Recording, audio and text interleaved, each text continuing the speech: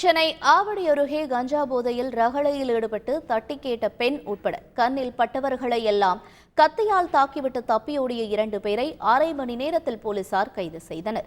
திருமுல்லைவாயல் கணபதி நகரைச் சேர்ந்த ஆனந்தனுக்கு சொந்தமான வீட்டில் நண்பர்களுடன் தங்கி முத்து என்பவர் அம்பத்தூரில் வெல்டிங் வேலை செய்து வந்துள்ளார்.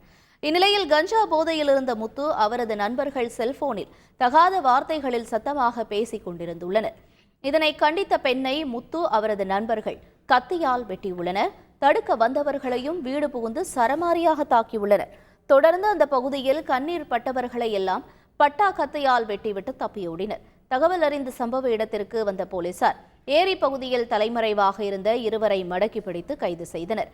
போதையில் பொதுமக்களை தாக்கியது சரித்திர பதிவேடு குற்றவாளிகளான அபினேஷ் மற்றும் விஷ்ணு என்பது விசாரணையில் தெரியவந்தது.